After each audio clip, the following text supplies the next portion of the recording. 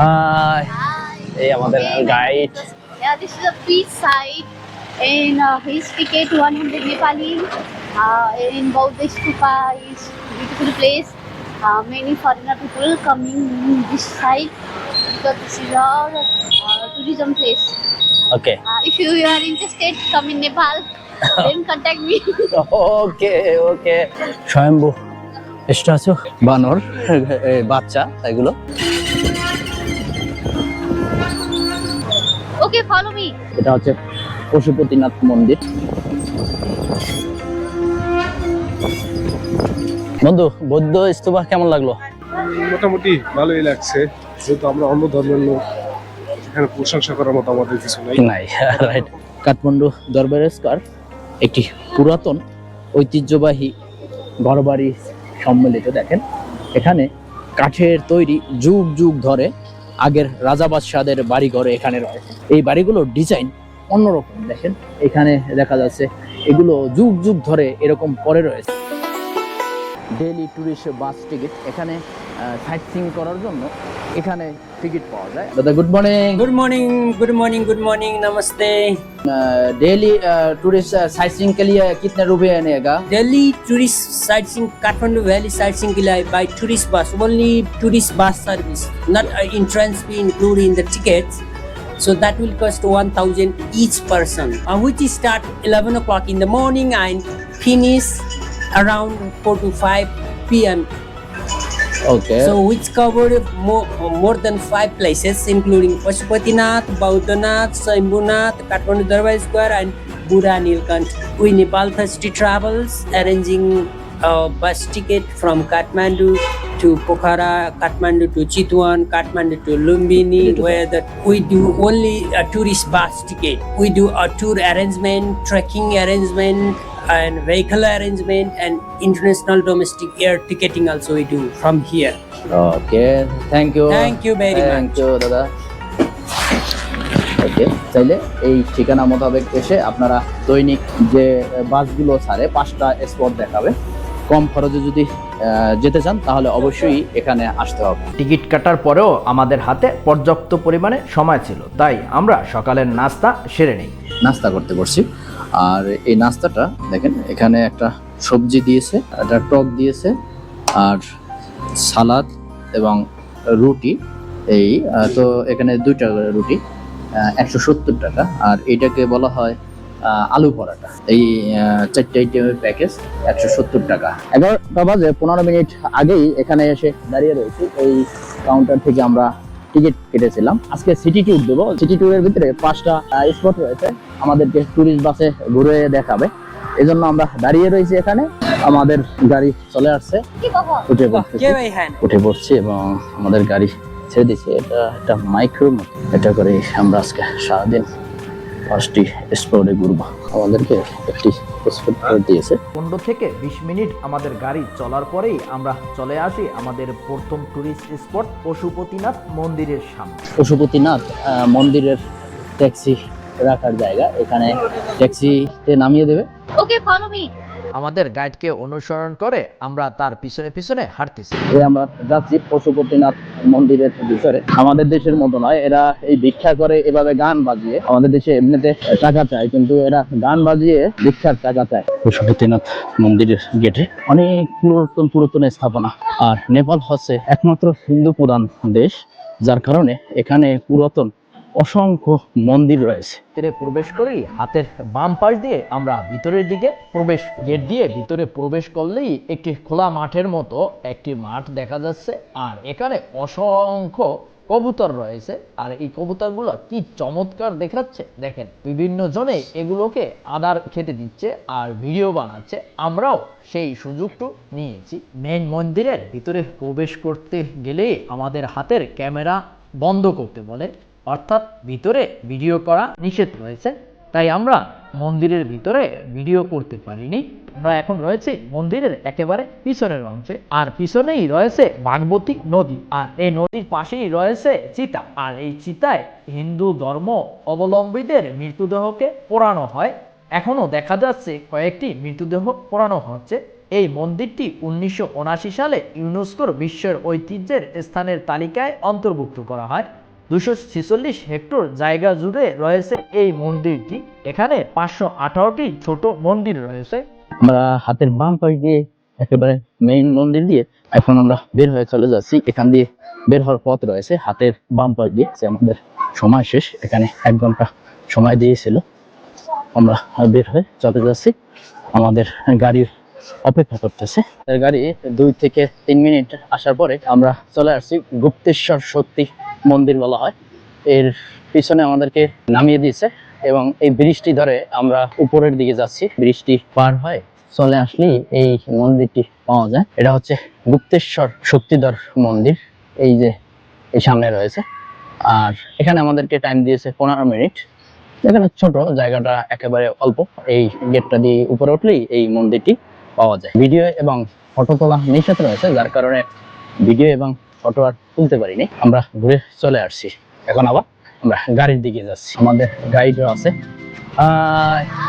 এই আমাদের guide. Yeah, this is a beach side and his ticket 100 Nepali. In Bauddha Stupa is beautiful place.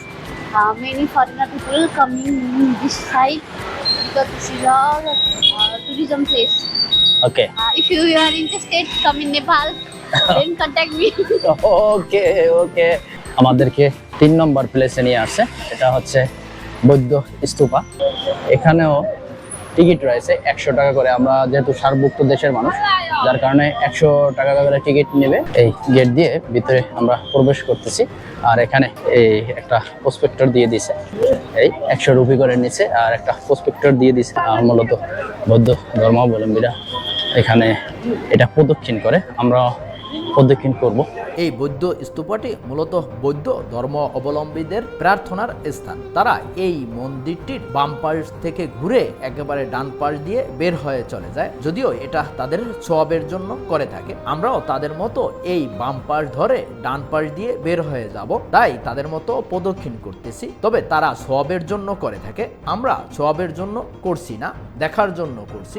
এই নেপালে হিন্দু প্রধান দেশ মূলত, তারপরে বৌদ্ধিস্ট রয়েছে। বৌদ্ধ ধর্ম অবলম্বীরা বাম পাশ দিয়ে হাঁটে, আর এখানে অনেকগুলো বেলুনের মতো রয়েছে, এগুলো ঘুরিয়ে থাকে। মূলত এগুলো ঘোরালে মনে হয় সওয়াব হয় তাদের, তাই আমিও একটু ঘোরানোর চেষ্টা করতেছি। তবে এটা সওয়াবের জন্য নয়, দেখার জন্য।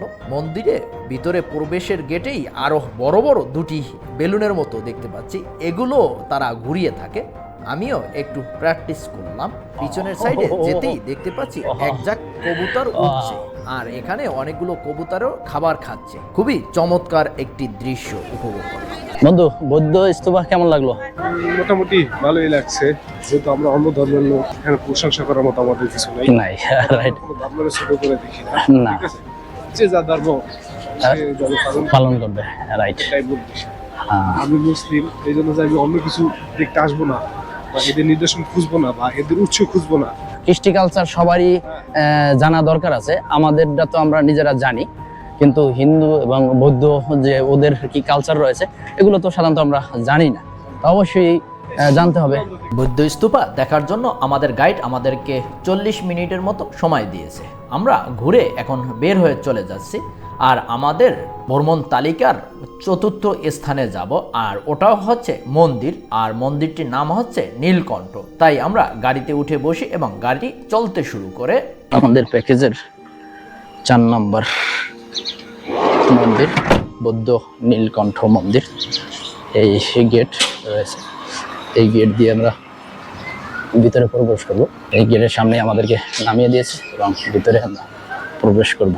এই বৌদ্ধ নীলকণ্ঠ মন্দির।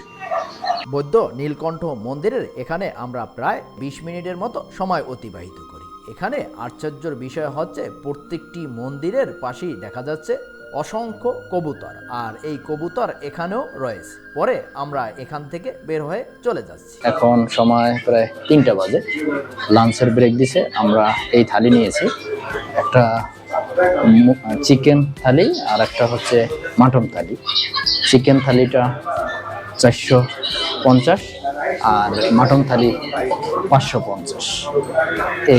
এতে বোঝা যায় যে এখানে খাবারের কতটা এক্সপেন্সিভ। আমরা আমাদের খাবারের জন্য মূলত এই খাবারগুলোই বেস্ট। দুপুরের খাবার শেষ করে আমাদের পরবর্তী পঞ্চম যে টুরিস্ট স্পটটি রয়েছে সেদিকে যাচ্ছি আমরা। अभी हम स्वयंभू आ गए। इसको ना मंकी टेम्पल भी बोलता है। ये old heritage Monkey site Day, है।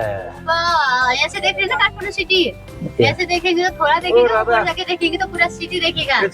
इसके लिए नेपाल का 50 रुपए का टिकट लगता है और जिधर से गए उधर ही रिटर्न आए फिर गुम हो जाएंगे। अलग अलग रास्ता है ना, ऊपर से भी नीचे जाने की सीढ़ी, वहाँ से नीचे नहीं जाने का। स्वयंभू monkey temple heritage site, old city and your ticket 50 rupees Nepali and you have 40 minute time. 40 minutes. Okay, hi guys, we reached in Swayambhu Monkey Temple. This is all heritage site and you see Kathmandu whole city and we are sharing tour. I'm in guide there and then people are joined. You can say hi. Hi. Auntie also. প্যাকেজের একেবারে সর্বশেষ যে স্পটটি রয়েছে এটা হচ্ছে স্বয়ম্ভু বৌদ্ধ মন্দির, আর এটাকে মাঙ্কি টেম্পেলও বলা হয় কারণ এখানে অনেক বানর রয়েছে, যার কারণে এর নাম দেওয়া হয়েছে মাঙ্কি টেম্পল। আর এখানে 50 রুপির টিকিট রয়েছে, আমাদের প্রথমে টিকিট কেটে তারপরে উপরে উঠতে হবে। থেকে আমরা যাচ্ছি, আর আমাদের এই গাইড আমাদের সাথে আছে। I told you which language you speak. Bangla. Ticket counter থেকে হাতের ডান পাশ ধরে যেতে হবে আমাদেরকে, আর টিকিট 50 রুপি করে নিয়েছে। এটা একটা দেখেন বাদ্য বাজাচ্ছে, কি করতেছে আমি জানি না। এটা আমরা এই সিঁড়ি বেয়ে উপরের দিকে উঠবো। এই অনেকগুলো সিঁড়ি রয়েছে, এই সিঁড়ি বেয়ে উপরে উঠলে আমরা মন্দিরটা পাবো। উপরে এখানেও স্ট্যাচু রয়েছে। আমরা এই সিঁড়ি বেয়ে উপরের দিকে উঠতেছি। উপরে উঠতেই এখানে দুপাশে দেখতে পাচ্ছি অনেকগুলো দোকান রয়েছে, আর এগুলো মূলত এই স্বয়ম্ভূনাথ মন্দিরে প্রার্থনার জন্য প্রয়োজনীয় উপকরণগুলো হিন্দু এবং বৌদ্ধ ধর্ম অবলম্বীরা এগুলো ক্রয় করে পূজা আশ্রয়ের জন্য। ফাইনালি আমরা চলে আসছি এই যে স্বয়ম্ভু স্ট্যাচু। এই যে দেখেন কত বানর বাচ্চা এগুলো, আর এটা বড়। এই যে দেখেন এটা মাঙ্কি টেম্পল বলা হয় থাকে, এই জন্য ফলা খাইতেছে বাচ্চা বাচ্চা। আর এখান থেকে এই নেপালের শহরটা পুরো দেখা যাচ্ছে। স্বয়ম্ভূনাথ বৌদ্ধ মন্দির বা মাঙ্কি টেম্পল, এটিও মূলত বৌদ্ধ ধর্ম অবলম্বীদের একটি পবিত্র স্থান। এখানেও বৌদ্ধ ধর্ম অবলম্বীরা কাঠের এই দ্বন্দ্বটিকে ঘুরিয়ে থাকে, মন্দিরের বাম পাশ থেকে ডান পাশে ঘুরে থাকে। আমিও তাদের মতো একটু করে দেখলাম। আর এই মন্দিরে অসংখ্য বানর রয়েছে, যার কারণে এই মন্দিরটিকে মাঙ্কি টেম্পেলও বলা হয়। মন্দিরের পিছনের অংশে দেখা যাচ্ছে ছোট ছোট কোষ্ঠী পাথরের মতো অনেকগুলো মূর্তি, যা খুবই চমৎকার দেখাচ্ছে। আর তার পাশেই রয়েছে একটি আর্ট গ্যালারি, এখানে বিভিন্ন প্রকারের ছবি টানানো রয়েছে। ঘুরতে ঘুরতে প্রায় 30 মিনিটের মতো সময় হয়ে গেছে। এবার যেতে হবে আমরা যে পথ দিয়ে এসেছি, আবার সে পথের দিকেই আমাদের গাড়ির দিকে যাচ্ছি। আমাদের ভ্রমণ তালিকার 5টি ভ্রমণ স্পট ঘোরা শেষ হয়ে গেছে, আরও একটি স্পট বাকি রয়েছে, সেটা হচ্ছে কাঠমান্ডু দরবার স্কোয়ার। আমাদেরকে কাঠমান্ডু দরবার স্কোয়ারের কাছাকাছি একটি জায়গায় নামিয়ে হাঁটতে হাঁটতে দেখতেছি দুদিকে অসংখ্য দালান কোঠা রয়েছে, যেগুলো ঐতিহ্যবাহী পুরাতন দালান কোঠা। আর এতেই আমরা বুঝতে পারতেছি যে আমাদের কাছাকাছি রয়েছে কাঠমান্ডু দরবার স্কোয়ার। এখন আমি রয়েছি কাঠমান্ডুর দরবার স্কোয়ারে, আর এখানে প্রবেশ ফি মূলত 500 রুপি। আমাদের সার্কভুক্ত দেশের জন্য 500 টাকা করে তারা ফি নিয়ে থাকে এই দরবার স্কোয়ারে প্রবেশের জন্য। কাঠমান্ডু দরবার স্কোয়ার একটি পুরাতন ঐতিহ্যবাহী ঘরবাড়ি সম্মিলিত। দেখেন এখানে কাঠের তৈরি যুগ যুগ ধরে আগের রাজা বাদশাহদের বাড়ি ঘর এখানে রয়েছে। দেখেন এই বাড়ি রয়েছে, এখানে উঁচু উঁচু অনেকগুলো বাড়ি রয়েছে। এই বাড়িগুলোর ডিজাইন অন্যরকম। দেখেন এখানে দেখা যাচ্ছে এগুলো যুগ যুগ ধরে এরকম পড়ে রয়েছে, আর এগুলো ভারী মজবুত কাঠের তৈরি। দেখেন কি চমৎকার দেখাচ্ছে, আর লাল রঙের এগুলো অসাধারণ লাগতেছে। যদিও পরন্ত বিকেলবেলা সূর্য অলরেডি ডুবে গেছে, তারপরও চমৎকার লাগতেছে। দেখেন এই যে কি চমৎকার, খুবই চমৎকার একটি জায়গা। গোল চত্বরের এখানে ঢুকলেই একটা টিকিট কাটতে হয়। টিকিট কেটে আমরা একটি টোকেন নিয়ে এই ঘরটার ভিতরে ঢুকি। এটা মূলত রাজা বাদশাদের বাড়িঘর। কত কারুকার্য করে এই কাঠের বাড়িটি তৈরি করছে। খুবই চমৎকার একটি জায়গা, যা না দেখলে আসলে বোঝা যাবে না। দেখেন আমার পিছনে এগুলো কারুকার্য করা এবং কাঠের, খুবই চমৎকার। যুগ যুগ ধরে এটি পড়ে রয়েছে। দেখেন কি চমৎকার। এটা রয়েছে কাঠমান্ডু দরবার স্কয়ার বলা হয় এটাকে। প্রাচীন মল্লব ও শাহ রাজাদের রাজপ্রাসাদ সম্বলিত ঐতিহাসিক এবং ইউনেস্কো ওয়ার্ল্ড হেরিটেজ সাইট। মল্লব রাজাদের শাসনামলে 1200 থেকে 1800 শতকে নির্মিত এই স্থাপনাগুলো রাজকীয় প্রসাদ কমপ্লেক্স, কুমারী দেবী নিবাস, যা কাঠমান্ডু দরবার স্কয়ারে অবস্থিত। কাঠ দিয়ে খোদাই করা মন্দির, উঠান এবং ভাস্কর্য খুবই চমৎকার। এটি একটি জীবন্ত জাদুঘর, যেখানে উৎসব এবং পর্যটকদের অনবরত ভিড় হয়ে থাকে। 1915 সালে ভূমিকম্পের বেশ কিছু মন্দির ও প্রাসাদ আংশিকভাবে ক্ষতিগ্রস্ত হলেও বর্তমানে পুনর্নির্মাণের কাজ চলমান রয়েছে। এটা হচ্ছে কাঠমান্ডু দরবার স্কয়ারের রাত্রিকালীন দৃশ্য। আর রাত্রিকালীন দৃশ্য দিনের থেকে আরো চমৎকার। চারদিকে আলো ঝলমল করতেছে, আর ছোট ছোট অনেক রং বেরঙের বাহারি দোকান তাদের পসরা সাজিয়ে বসেছে। হাঁটতে হাঁটতে দেখতে পাচ্ছি একপাশে এই পুরাতন ঘরগুলোতে বিভিন্ন জিনিসপত্র বিক্রয় হচ্ছে। সাধারণত আমরা এটা কল্পনাও করতে পারি না এসব জিনিসপত্র এখানে পাওয়া যায়। আর দেখতে দেখতে আমরা চলে যাচ্ছি